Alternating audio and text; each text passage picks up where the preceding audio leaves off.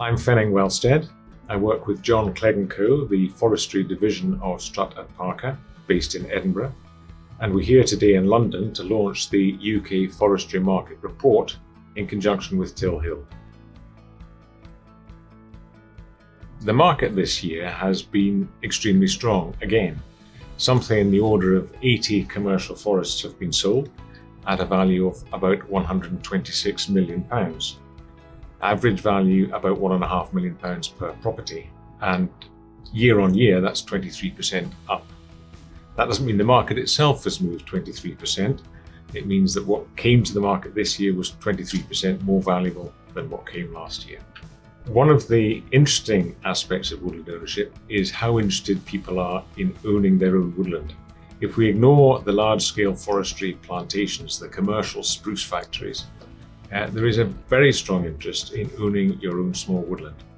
If we take the example of a small 10-acre wood, which was bought 5 years ago for £40,000, about the price of a Land Rover Discovery. Here we are now in 2019, it's been sold for £60,000. The Land Rover Discovery, on the other hand, has gone downhill and needs a bit of repair and an MOT, and hasn't been quite so much fun to walk in. One of the most interesting factors that is becoming apparent is that the value of forestry for timber alone is a very small part of what it does for us. Absorption of carbon and filtration of air, purification of the air, is increasingly seen and understood as a highly valuable part of the forestry benefit. Indeed, some research figures are showing that it might be up to 20 times as valuable. So we might have £1 billion of timber standing in the forest, but there is £20 billion worth of value in terms of carbon sequestration and air purification.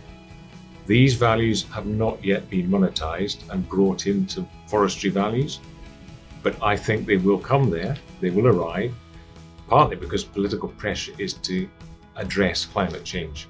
One of the aspects which has come to the surface this year, particularly in Europe, is the question of tree diseases and insect infestation. And I know that some woodland owners are concerned. The beetle that has been devastating forests in Central Europe has always been there. What's happened is we've had 3 years of very warm summers which have put the trees under stress, and therefore the beetle is now able to attack with greater vigour and cause more damage. That we hope is a temporary issue, but it clarifies and brings into focus the importance of climate change and how we need to address it. In this country, one of the good news stories just in the last month is that ash dieback disease may not kill every ash. We're seeing genetic resistance in perhaps 10% of the population, and therefore there is great hope that we will see ash in the English countryside for the future.